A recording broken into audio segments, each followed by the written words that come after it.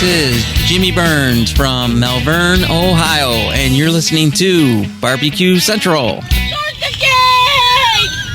Let's go! We'll do it live. Okay. Well, do it live! I'll write it and we'll do it live! So to get that perfect barbecue, you use wood. Are you sure it's safe? Whatever. We put the lighter fluid on, strike your match, and... Oh! Should we call the fire department? That might be a good idea.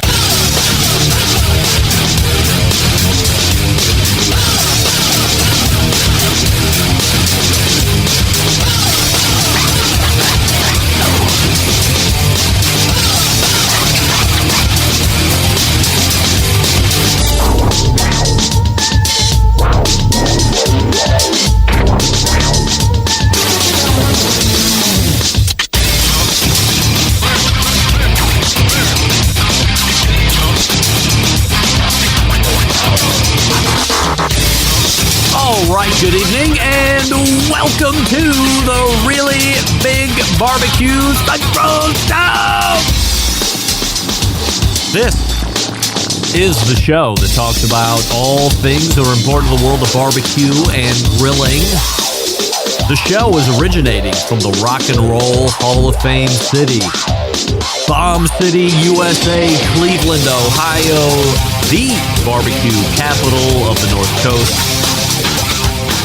I'm your program host, Greg Rempe. Happy to have you aboard here on your Tuesday evenings, a live fire fun and provided show, everybody. If you want to get in contact with the show or you would like to follow the show during off-show hours, here's how you do it. You can get in touch with the show by sending an email to greg@bbqcentralshow.com. Follow us on all the social media channels at BBQ Central Show. And be sure to subscribe to the show podcast feed on your favorite podcast platform. Anything else you want to find out about the show can be found at the main website, thebbqcentralshow.com. And here's what's happening in case you get the newsletter coming up in about 12 minutes from now.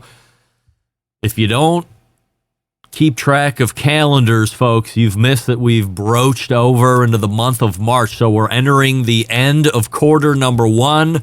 And here to start us out in fine fashion, of course, the pitmaster of Killer Hogs competition team and co-founder of HowToBarbecueRight.com and the associated YouTube channel, Malcom Reed. Now, Malcom is also entertaining some folks in the smoke shack or smoke shed or smoke area that him and Rochelle have built out. So he's not going to be in the studio. I don't know exactly what kind of sound setup he has. So if he's just going off of the computer mic, there's a good chance that it's not going to work out. I will relieve Malcom of his duties. He will be able to go back to entertaining the folks he has in for business and entertaining. And I do have in the wings a backup guest should require from sound, but we will see how it goes with Malcom.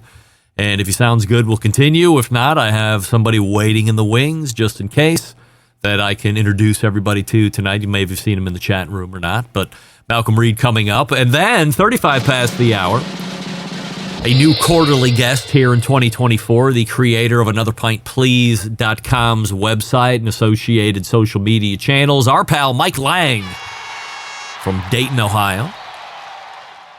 That'll close the first hour. Then we'll come to the second hour. It is the first Tuesday of a month, and in the second hour, that can only mean one guy, almost 4 million strong on the YouTubes, and an associated amount of gear and accoutrement outfit your kitchen, your dressers, and whatever. Sam, the cooking guy, coming in for the third time this year. And then, folks, I have a bit of bad news. On the reschedule, closing the show, it was going to be Andrew Zimmern. Unfortunately, not. I have another take to get to here, so I'm not going to go on and on about this, but we might talk about it with Sam the cooking guy in the second hour because he'll have a little more time to get loose because now we don't have a closer 35 past the second hour. We tried real hard, but it didn't work out, and we'll talk about it later. So Malcolm Reed, Mike Lang, first hour, Sam the Cooking Guy, second hour. That's how the show's setting up. Don't forget you can follow me socially, Instagram, Twitter, TikTok, Snapchat at BBQ Central Show. We say good evening to those of you watching tonight through one of our video streaming platforms. You can go to Facebook.com/BBQ Central Show, Twitter.com/BBQ Central Show, or over on the YouTubes, which is YouTube.com/@BBQ Central Show. We have a new YouTube poll question of the week, and we're asking everybody this, including all guests, of the following. You know who Caitlin Clark is, yes or no? And currently 62% of you are saying yes. I'm trying to think in my mind if that's about right. If I thought it was going to be tipping the other way. I don't know what you folks are up to. And I'm not going to give it away, say what she does. But I'm just wondering where that name is and recognizability, especially over the last couple weeks and couple months. Results of the poll last week. The guy in this picture. Wait. Oh, I killed the picture already. The guy in this picture, who was my oldest daughter's boyfriend, football player, defensive back, and rover, as they call him in Division II football, could beat my ass in 3 seconds, 7 seconds, or 10 seconds. 40% of you said 3 seconds. Another 40% of you said 10 seconds. And 20% of you thought I could hold out for at least 7 seconds before meeting my ultimate demise. So thank you to everybody that took part in the poll last week. And we'll bring you the results of the poll this week at the lead of the show next week. So we'll start here tonight. And for the second week in a row, this isn't what I thought I was going to be doing. If you recall, we were supposed to see a behind-the-scenes look into my studio because folks wanted to know, where's the microphone? As it's no longer in the visible shot anymore, as it had been for 15 years prior. But like last week, something else has jumped the show open. And while the content is different this week, the reason for jumping the open actually remains the same. It's that damn Joe Martinez from Smokin' Joe's Pit Barbecue in El Paso, Texas. If you're not following along to any of this, let me get you up to speed. Last Tuesday, around 2 p.m. Eastern or so, Joe released a video on his YouTube channel announcing the closing of his food truck business. So I talked about it during the open of the show last week. It was shocking, surprising, at least to some of us, certainly sad. Remember, Joe left a very successful, very established career as a regional sales manager, I believe, at O'Reilly Auto Parts, to chase the barbecue food trailer business dream. And he was well entrenched with O'Reilly's, 20 years or whatever, getting close to retirement. And according to the video that Joe posted, the dream was now over. Or was it? Because no less than 2 or 3 days later, there were social media posts announcing the food trailer was reopening this past Friday and Saturday to sell foods, albeit in a scaled-down menu, but open nonetheless, which leads me to ask the question. What?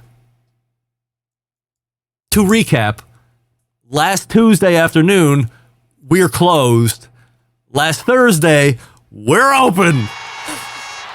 Admittedly, I'm not very smart, so this has me extremely confused as to what's really going on. If you recorded the We're Closed video but had thoughts of reopening at some point, why not sit on the video until you're 100% sure, just to eliminate any confusion. Also, you post a We're Closed video in Texas, no less.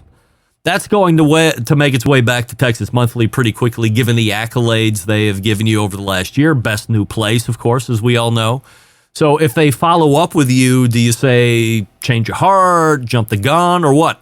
Because you can't stay open now and then 2 or 3 months down the road close again with posts and videos, because it's not going to have the same gravitas.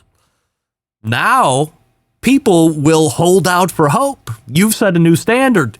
He's changed his mind once already. Maybe he'll do it again. What do the magazines do if this happens a second time? Here's what I'm really saying. Joe, before any further moves are made, you are required to consult with me and no one else moving forward. We can't be wishy-washy. We have to make decisions, and then we have to stick to it.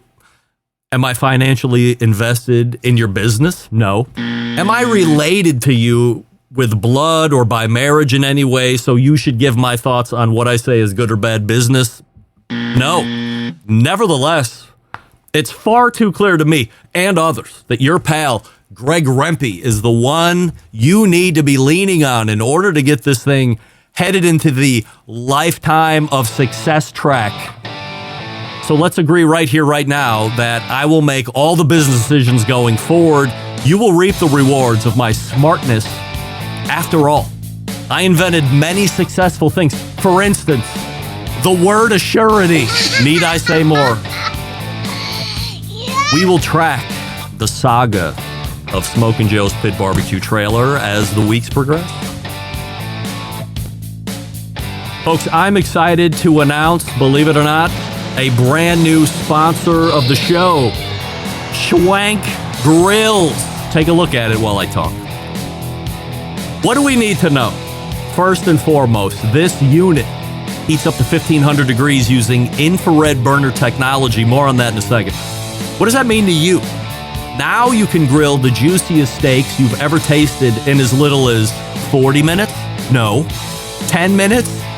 No. How about 3 minutes? No more wasting your life cooking the proteins you want. Schwank Grills does it quickly and with fabulous results. The infrared burner technology is the same tech used in the world's best steakhouses, including Morton Steakhouse, Del Frisco's, Cut 432. You ever heard of those places? Remember, at 1,500 degrees, you can build that delicious crust on both sides of the steak without overcooking it. And the steak is incredibly juicy and flavorful. There's truly nothing like this grill. In fact, some are calling it the future of grilling. The drip tray benefits? Oh yes, there's a drip tray at the bottom. To catch the drips of the meat? Sure. How about this? As the steak is cooking, as your meat is cooking, whatever it is, drop a stick of butter in the drip tray, let that heat melt it down, throw in some garlic, some herbs, some rub if you would like, and now you have a butter bath, almost like a board sauce, but in the drip tray. So when the steak's done cooking, immediately put it down into the drip tray. Layers of flavor, baby, that's what it's all about. And it's not only a steak cooker, no sir. It'll handle the most robust meats, of course, but does equally as well with delicate fish, like salmon, cooks in 3 minutes, lobster tails, cooks in 5 minutes, chicken breast, how about cooks in 3 minutes, shrimps, burgers, all kinds of stuff. Adjustable 3 heights. You're really able to manage the heat and how intense it hits the food. Maybe in addition to the backyard? Yeah, I think so. Central Lights want a deal, so I'm going to hook you up right now. Go to schwankgrills.com, STHWANK grills.com, and use promo code BBQ Central. BBQ Central. You can save $150 off the Schwank Grill. It's that easy to save money and enjoy restaurant quality heat. Again, schwankgrills.com, and promo code BBQ Central at checkout saves you $150 off the grill. There's also a link to Schwank Grills in the show notes of this podcast, on the show newsletter that goes out every Tuesday, and on the homepage of the Barbecue Central Show's website. Just click on the Schwank Grills logo in the sponsors page, and you're off and ready to go. Once again, promo code BBQ Central. That'll save you $150 off that Schwank Grill. Grab one up. Let me know how it works out. Excited. We're back with Malcolm Reed right after this. Stick around. We'll be right back. You're listening to the Barbecue Central Show.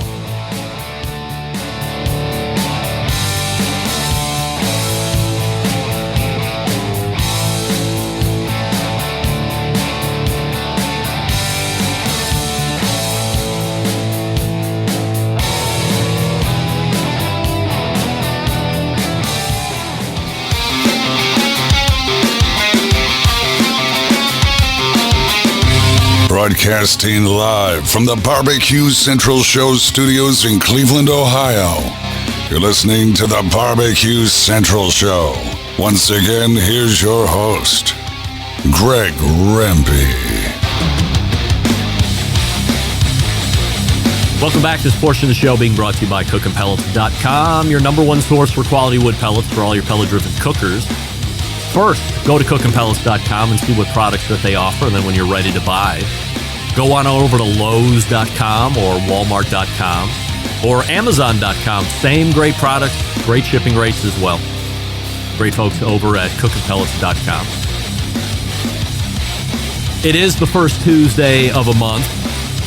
We are getting ready to be joined by a pitmaster of Killer Hogs competition team, a co-creator of a wildly successful live fire cooking website called How to BBQ Right, and an associated YouTube channel, which as of 3/1/2024 has 1.68 million YouTube subscribers.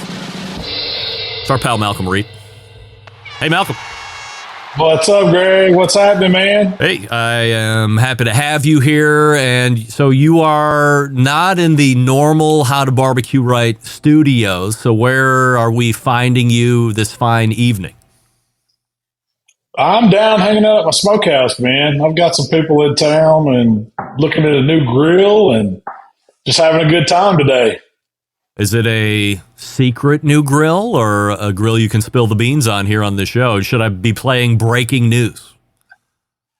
I mean, it's a Primo XXL. I don't know. You may be aware of it. They're coming out with a new one. Yep. It's new to me. First time I've seen it. Yeah, so I saw the XXL at the Louisville HPB Expo a year ago. It was almost a year ago. So from Wow.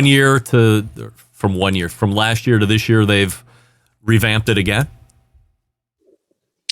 I wasn't aware that they had it a year ago, man. I wasn't at that show, but yeah, to me, I think they have been working on it for a minute, but it's just a bigger version of the XL Primo. And I like my ceramic grills. I like that oval shape, man. I think it was, I want to say 25 to 35% bigger than the XL. So when I tell people to buy Primo, I'm like, nobody's ever complained about buying. Nobody's ever said my grill's too big. But I've heard plenty of people say, I wish I would have bought the next size up or the next two sizes up, because you get lost. You get narrow sight in dollars at the point of purchase. But then when you get it home, you're like, well, if I would have spent another $600 or $800, I could have had twice the size. I'd be a much happier human being. But in the moment, you get short-sighted. So I think XL is good. What do you think about XXL? Well, so they haven't I've seen it wrapped up, and they're not going to unwrap it till tomorrow for me. So I really hadn't seen it with my own eyes, but I did see the brochure, and with the other rack in it, it has like 850 square inches of cook space. That's a pretty good bit of space for a grill. Yeah. So, I mean, it's got to be, I'm expecting it to be much larger than the XL that I have right now. Unquestionably, it's going to be bigger. I'm assuming since they're leaving it wrapped and they're not letting you put eyeballs on it directly, that they've made some changes in some form or fashion over what I saw last year, because that was a big piece for Primo to unveil at the HPB Expo, was the double XL, which it was huge. I mean, to see a ceramic cooker that big, it's like when you see that huge big green egg. I mean, they almost look cartoonish to a certain degree, and this one is certainly much bigger. I prefer my ceramic cookers to be in the color black, and like you, I also prefer them to be in the oval shape. I mean, you've cooked on the Primo a number of times. Do you believe that true two-zone cooking capability can be achieved in this cooker? Well, I just did a rib recipe last week on the XL, and I started them out over on the cool side, then I ended up charring them and all that. I put my deflectors in and all that. So I think you can. Without the heat deflector, it is more challenging with just putting a divider in there for the charcoal. But when you add coals on one side and you have the divider and you put your heat deflectors in, it's pretty close to two-zone cooking. I mean, you definitely slow it down. I mean, that's always been my hang up with ceramic grills, is they want to run, man. They don't like to operate low and slow temps. Yeah. And so it's harder to choke them back. But when you have that much space and you can add the divider and the heat deflectors, it really does check it back. Do you have the Primo guys like in the smokehouse right now? They're somewhere around here. Are they really? All right. I snuck over here. Yeah, I snuck over here to kind of take a break. I told them I had to go do the Rippy show, so they were like, "Tell Greg we said what's up." So well, Mike says what's up. I appreciate that. So let's do this. I don't want to keep you from business, so I'm gonna turn you loose here right now. You go ahead and entertain those guys from Primo the only way that Malcolm Reed knows how to do, and then we'll get a recap of that and your initial thoughts on XXL when we rejoin in April. Hey, that sounds good, man. I'll give you a full report on what I think about it here next month. All right, sounds good. Appreciate it, Malcolm. All right, brother. All right, take it easy, Greg. Care. Malcolm Reed right there. There was real business going on, for crying out loud. Wow. Still found a way to duck off and jump in the show for a little bit. Not in the normal setup, which I certainly appreciate. So, my guy that's waiting in the wings, if you want to jump on real quick, we can backfill a few moments. Talk about a few other things. By the way, I didn't ask Malcolm if he knew who Caitlin Clark was. Get that big stuff out of here. I'm going to go out on a limb and say that Malcolm knows who Caitlin Clark is. 63% of you are saying you know who Caitlin Clark is, so a 1% tick in the positive rate. 37% of you do not know who Caitlin Clark is, and as I said, I'm not going to mention who she is. Don't Google it before you answer if you don't know right off the bat. These polls are best done blindly. You either know or you don't. Answer properly. Good to see Johnny Maggs in chat here this evening. There's Mr. Controversy himself. Smoking Joe's Pit Barbecue, the guy that makes me confused more than I normally am. So, yeah, Matt, jump in if you're ready to go here. You see me in the YouTube, and hey, there he is. All right, joining me for the first time. Somebody I'm titling for now. The embedded correspondent for both Memphis in May and Smoke Slam, and the owner of Blinky's Offset Barbecue, Matt Osman. Hey, Matt. What's going on, Greg? How are you? I am fabulous. Appreciate you joining me here for these 10, 11 minutes. And before we jump into a little bit of how we might be using you here over the next few months, a little background on you professionally, live firely. By the way, live firely, before anybody says, not a word. Not a word. I just made it up. Tell us about that background.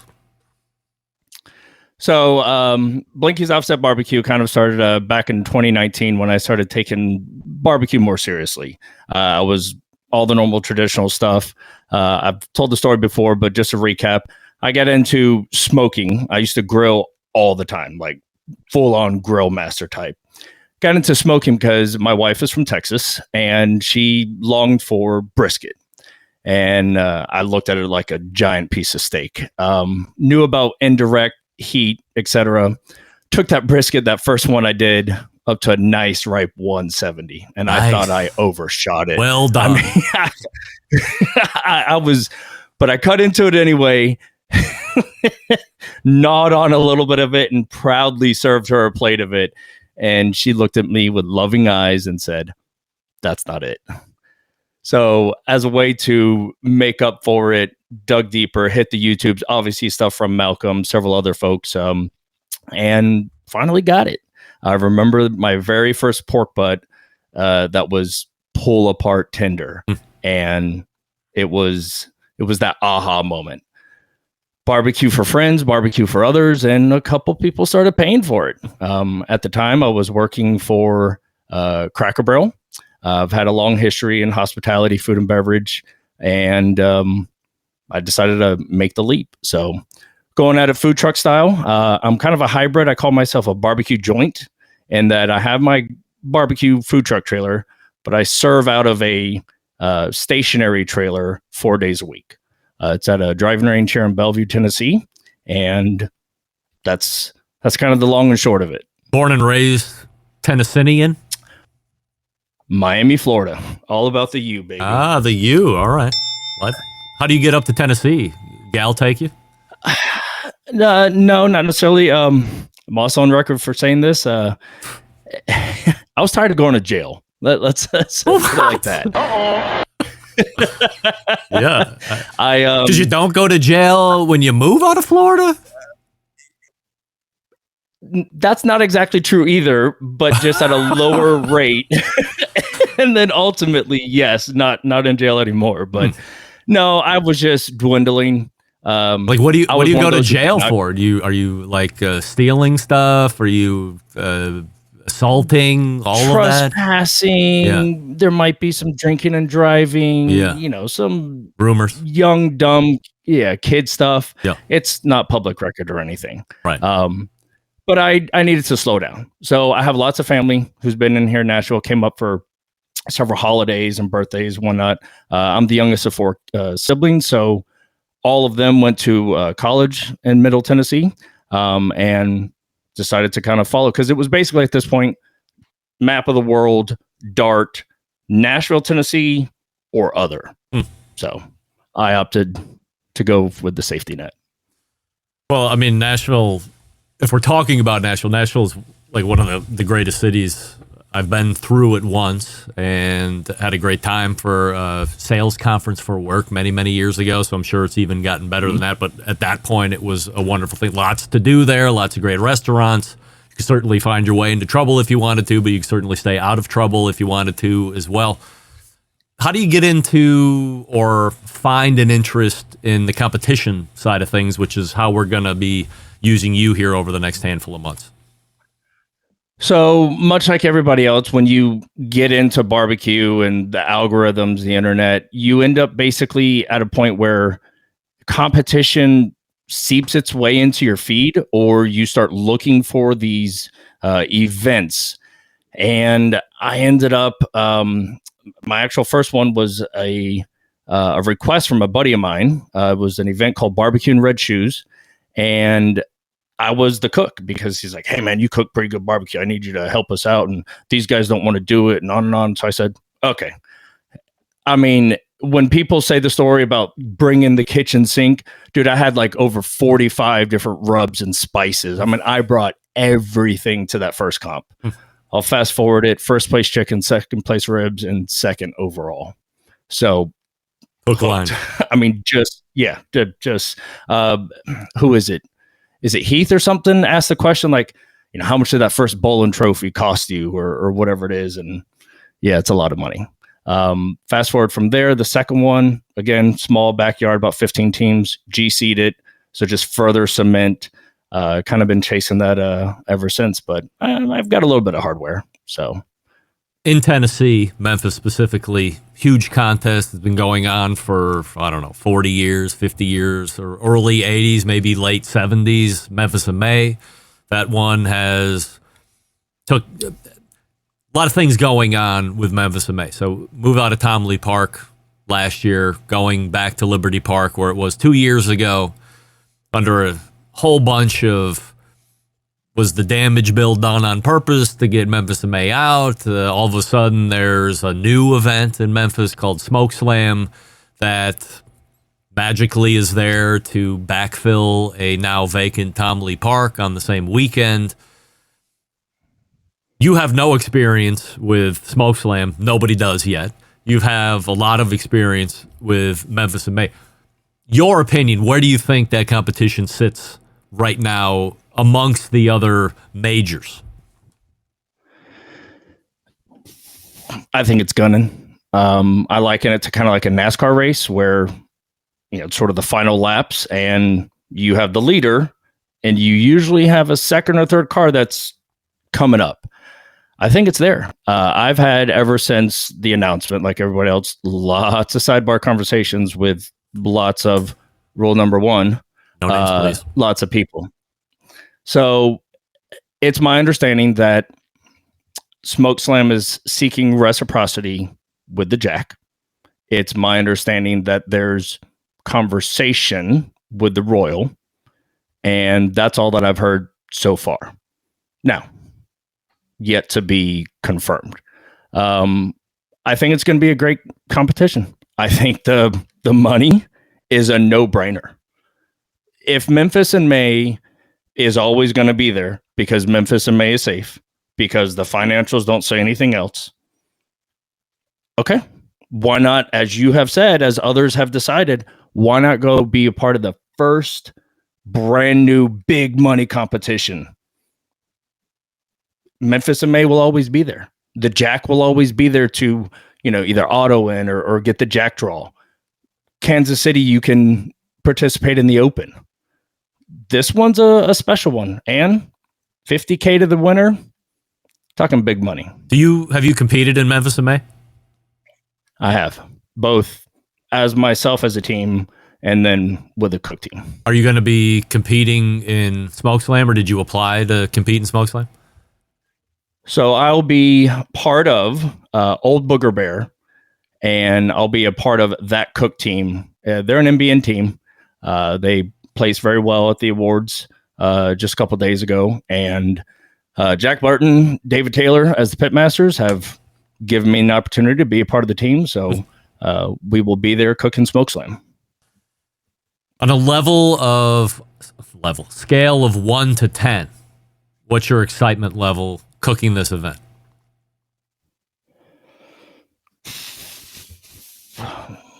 9.7. Do you think this was all a setup? Do you think the bill was the final death nail in Memphis in May, getting them out of there? And at least for the last 2 or 3 years, this is a snowball that's been building, running downhill, and now we're here. My personal Matt Osman Blinky's Offset Barbecue opinion, yeah, it has to be there's. I don't live in Memphis. I've been there tons of times being in Nashville. There's a lot of bad blood. A lot of people, what do they call it? Booty hurt because of this or that. Somebody called somebody's wife fat or ugly, whatever it is, man. But I exactly. And I think somebody finally took the money and said, I'll show you. It's it's going to be something. And if not, guess what? Then all the more reason if this contest doesn't go a second year, if the 10-year deal is just a bloop, go stake your chance right now this year, because this could be the only one. We have a YouTube poll question of the week that I didn't ask you about. We're asking everybody this, and I didn't ask Malcolm either, but I'm going to be 50% good on it here in the first guest segment. You know who Caitlin Clark is, yes or no? Yes, I do. 61% of people know who Caitlin Clark is, so it's down 2 percentage points since we've even just started talking here this evening. 39% of people have no idea who she is, and we're not saying, we're just mentioning a name, Caitlin Clark, and we're saying don't Google it, just answer truthfully right off the top of your head. Nobody likes a cheater. Matt, what are you promoting here before I let you go here this evening? Anything coming up we would want to be on the lookout for? As far as me, not necessarily. I'm selling barbecue in Bellevue 4 days a week. We do have a big competition coming up here, Smoke on the Shores. Going to be a 100 team for KCBS Pro. Jason Cole and others has a list of sponsors. Terrific cause. Blinky's Offset Barbecue will be there competing the 15th and 16th, I think it is. And, I'll spritz in lots of other comps, but it's a business comp, back and forth. So, but no, just happy to be a part of the show. I appreciate the opportunity and look forward to making some headlines for you, both at Smoke Slam, because I will also be at Memphis in May. I'll be there with Good Charcoal, sponsor team. for them. So I'll be helping them out with the Memphis in May displays. All right, so as you get reports, make sure that you get them out to me, and if it makes sense to have you on to do them live, otherwise we'll just disseminate like news. But appreciate you and your embeddedness there in that part of Tennessee. We'll look forward to your next visit. Thanks, Matt. I appreciate it. Thanks, Red. That Osman right there. Jumping in for the back half of that first interview segment, which we certainly appreciate. Appreciate Malcolm Reed ghosting our pals over at Primo for just a hot second to jump in, but I couldn't, in good faith, let him sit there for another 12 minutes. Who knows what they're doing? Milling around Malcolm's smokehouse. Mike Lang is ready to go. Excited to talk to him. We'll do that right after we talk about our pals over at Pits and Spits. Let me ask you something. Are you tired of settling for mediocre grilling experiences? Yes, of course. It's time to step your game up. Why did that not play? We'll have to review that later. Bring the ultimate flavor and cooker to the backyard barbecues. Pits and Spits charcoal grills offering the highest quality live fire cooking experience you can get in the market today. Using either wood or charcoal, their solid fuel grills produce those classic flavors you're looking for when you have the time to fire up the grill and cook for family and friends. With a large adjustable fuel tray, you can raise and lower the fire to control and fine-tune the heat. Their take on the very popular Santa Maria style grill. Check them out online, pitsandspits.com/BBQ Central. That's pitsandspits.com/BBQ Central, all spelled out. And remember, it's the double T on the Pits and the Spits. Use promo code Charcoal Central for $150 off any charcoal grill. That's a theme here tonight. Schwank Grills, BBQ Central for $150 off. Pits and Spits for their charcoal grills, Charcoal Central, all one word, for $150 off any charcoal grill. The savings are plentiful here on this show. What more do you want? Okay, you want me to talk with Mike Lang? We'll do it next. Stick around. You're listening to the Barbecue Central Show.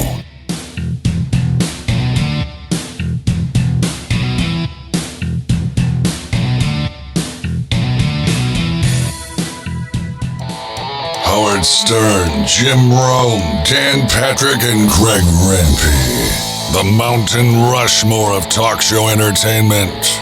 Now, let's get back to the Barbecue Central Show. We thank Malcolm Reed and we thank Matt Osman for joining me last segment. This portion of the show being brought to you by Fireboard 2, Fireboard 2 Drive, and Fireboard Pro. Monitor up to 6 different temperatures simultaneously. Connect to Wi-Fi for cloud-based monitoring or connect via Bluetooth. If you have those smart speakers in your house, Fireboard is probably integrated with all of those.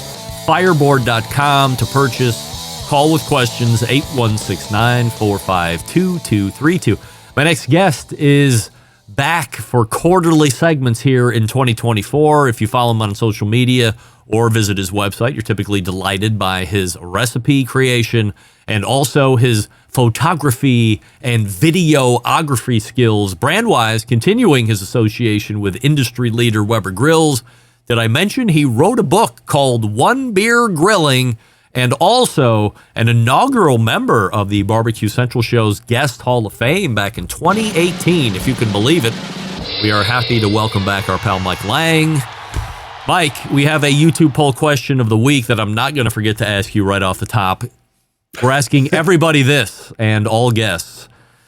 You know who Caitlin Clark is, yes or no? As a proud Purdue Boilermaker, yes. I can't say what I want to say because then we're going to give it all away. Was it 80 degrees in Dayton today, Mike? No, it dropped back down to the 50s. It was kind of chilly out, actually. Yeah. Oh, was? Sadly. Yeah.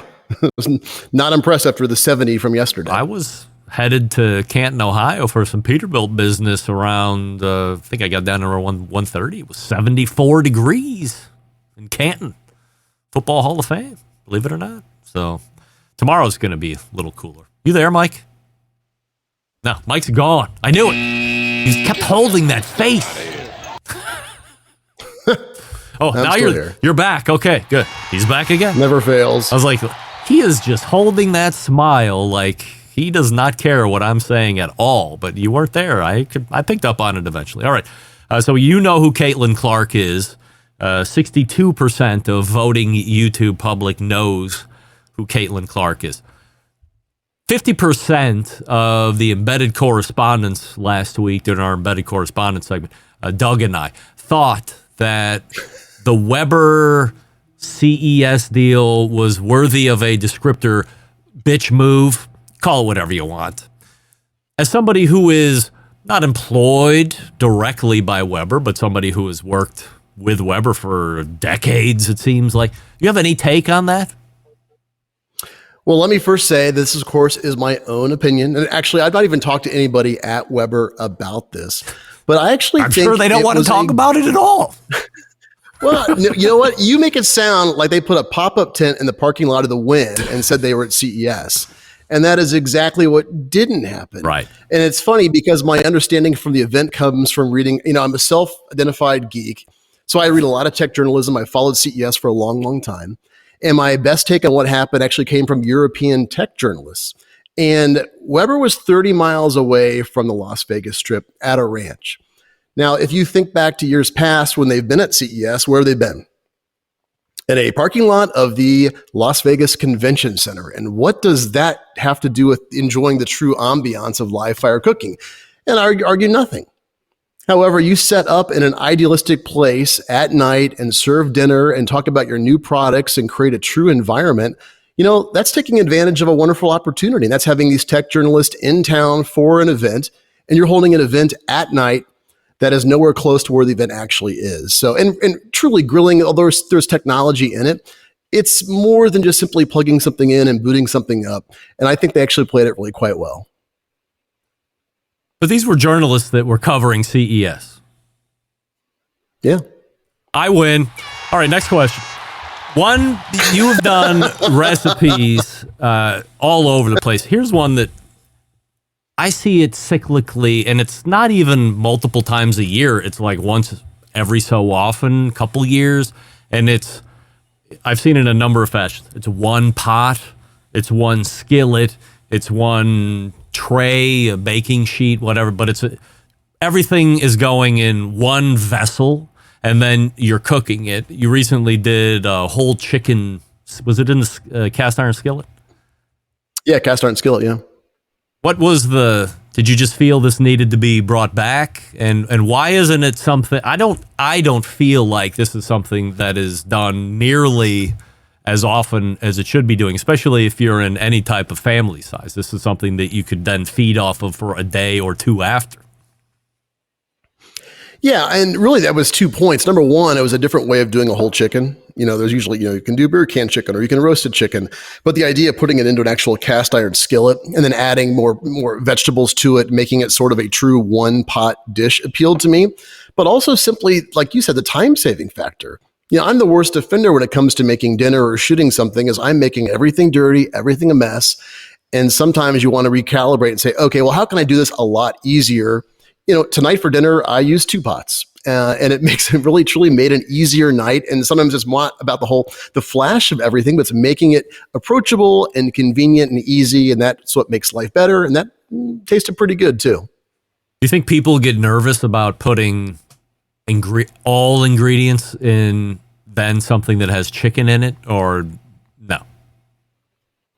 Well, it's not like you're a raw chicken eating guy. I mean, my goodness, if you can cook a whole large protein like a chicken, you're only going to add flavor to things like potatoes and root vegetables because they're going to soak up all that rendered chicken fat. So really, it's a win-win. It's delicious. In the not too distant future, a protector of human beings is going to be calling it a career.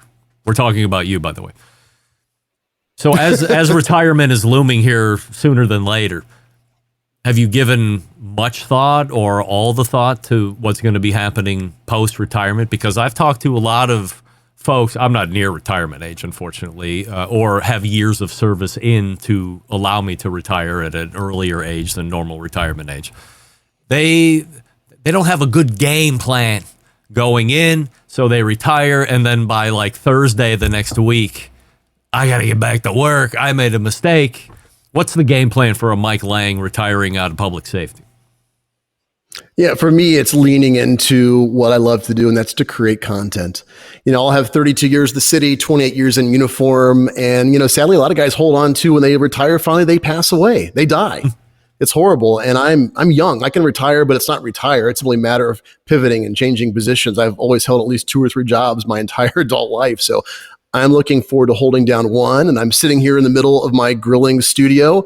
It's 2,500 square feet inside and out, and I just want to dig into creating content. I miss taking pictures. I miss doing things for myself, and I really want to get back to that. And it's less than 2.5 months away, and I cannot tell you how excited I am. Does this open? I think a lot of people will look at your social media. I mean, who knows anybody from social media? You look at it, you're like, oh, this guy's life. So people will look at Mike Lang's Another Pint Please Instagram account and go, Mike's a full-time videographer, picture taker, content creator. But you're not. You have a real full-time job that you've been doing, as you said, for 30 years in various forms and fashions. So going into retirement, taking this pivot, you want to lean into cooking and recipe creation and stuff even more, but people probably think you're already doing it. How much more can you take on? Or how much more do you want to take on from somebody else that isn't a Mike Lang driven project? Yeah, I mean, there's a lot, actually. A lot. I give so much to Weber, and I love that relationship, and I plan on doing more with them, and I turn some other stuff away. But, even like setting up for tonight, I put lights up and set up the studio, not because I have to, but because I love that joy of creation. So having that ability to totally be fluid with all that, say, extra free time, let's be real. I'll be like, oh, where'd all that time go? It's exciting, and it truly triggers something in me. I just miss. It's so funny. You think back. We've been friends for well over a decade. Yeah. And I miss nights back before social media where I would have a ribeye Friday, and I always laughed about it because I would make a ribeye steak on a Friday. I would drag out my camera, take a picture of it. And that is something such in the past, partially diminished by the quality of an iPhone camera or an Android.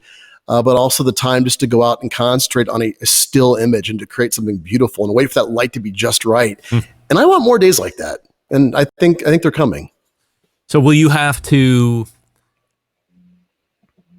make sure that you are giving proper attention to what Mike Lang wants to do, and then also figure out what the right amount of contract work is going to be? I can see an instance where, since Weber is a big client of yours, where they're like, oh, hey, Mike, you're freed up. We got a new full-time job for you. It's called, you're going to do all this shit for us that we've been keeping in the hopper for you, and now you're free, so boom. And you probably don't want to, jump into that. So how do you plan on weighing what's important to Mike? That's a good question. I have a hard time saying no, as you can probably guess by all the hats that I wear and things that I do. But long as I've got an outlet for me, which is something I've really put on the back burner for a really, really long time, I'll be fine.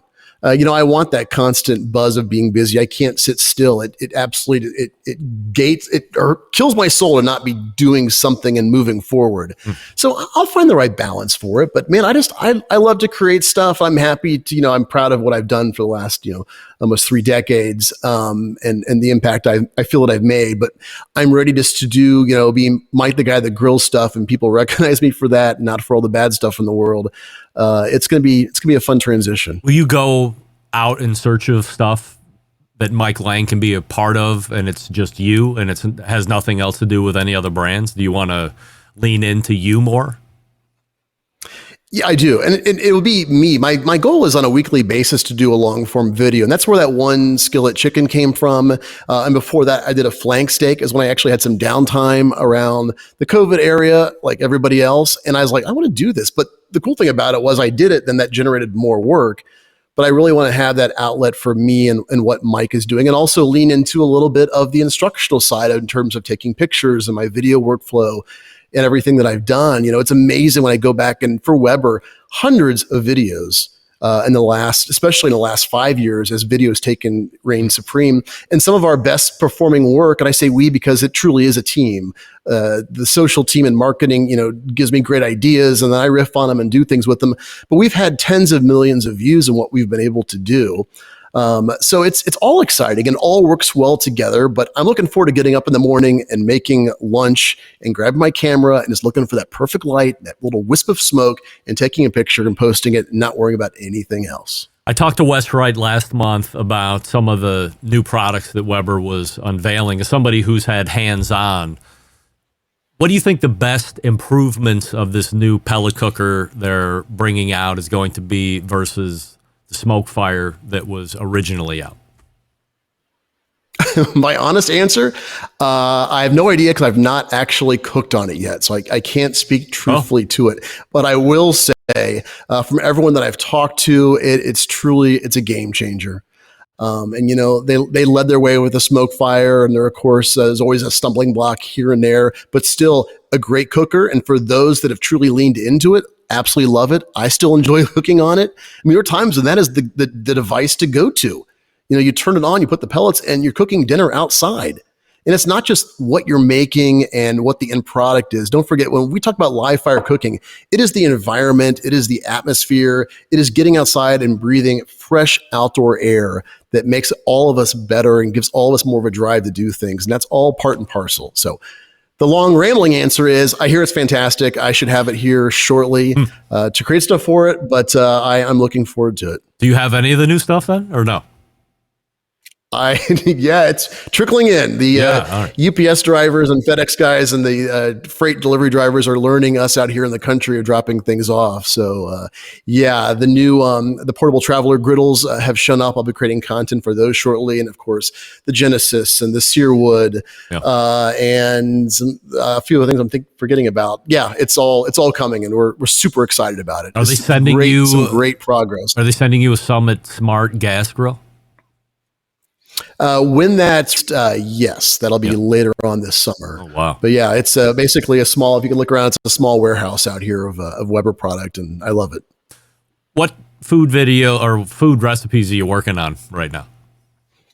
Right now, St. Patrick's Day is coming up on tap, so I've been working very hard. If you remember the years past, Little Leprechaun Mike has made appearances the last 2 years. A little bit of magic of blue screen, because of course the leprechaun's green. You can't do that like you're doing the television weather. Yep.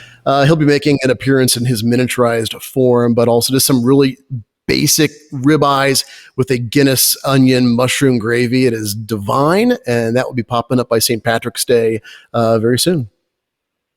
What's the number one key to make a good corned beef? Oh, brine your own meat. Don't buy the pack corn your own meat. Sorry, don't brine it. Yeah, no. No?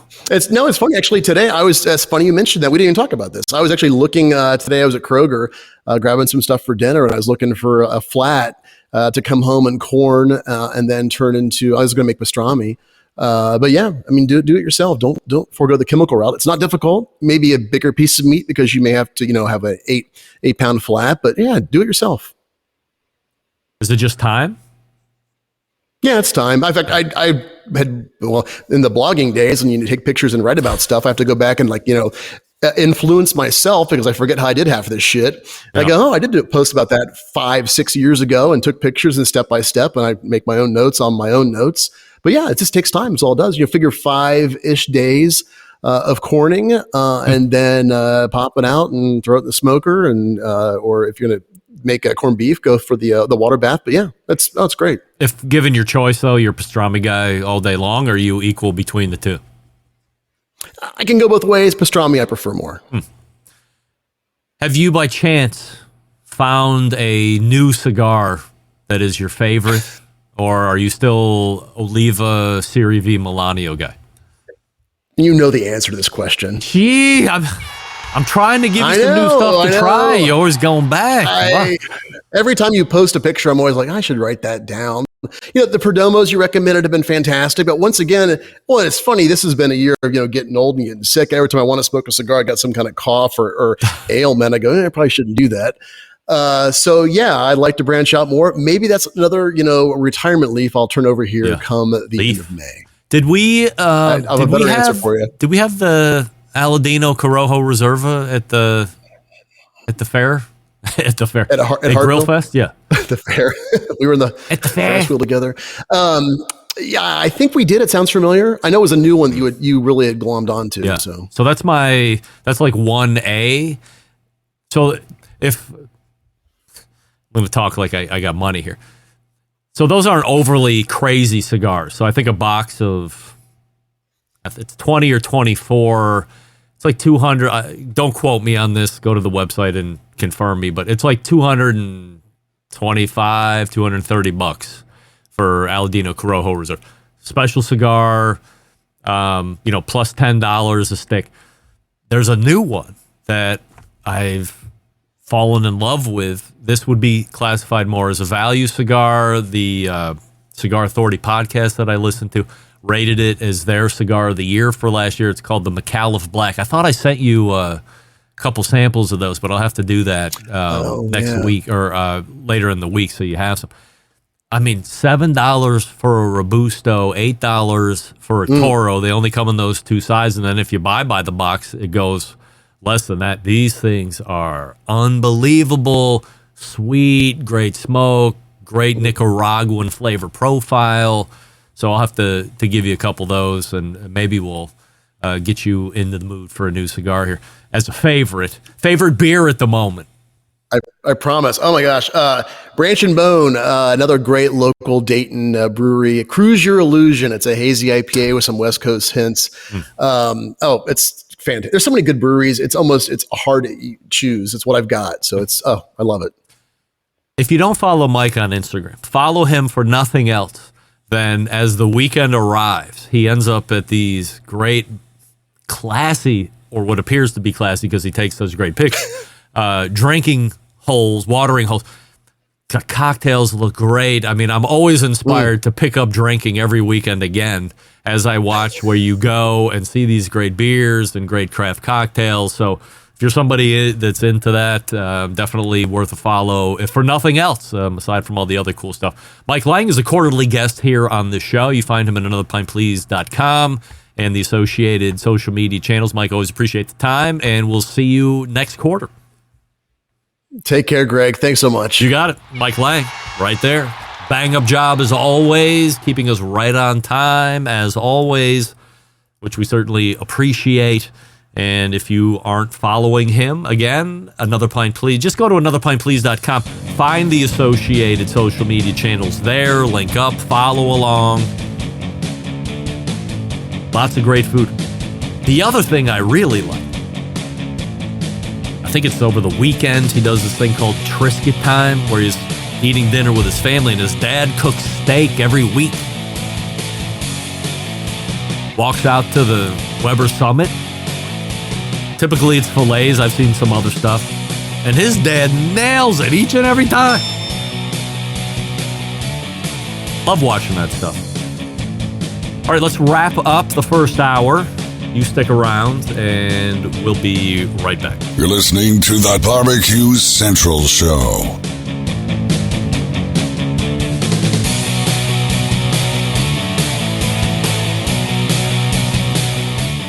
Continuing to produce incredibly mediocre content in an exceptionally professional way. You're listening and watching the Barbecue Central Show. Once again, here's your host, Greg Rempe. All right, welcome back, and we thank Mike Lang from Another Pint Please joining us. This past segment, anotherpintplease.com is website, Instagram, Another Pint Please.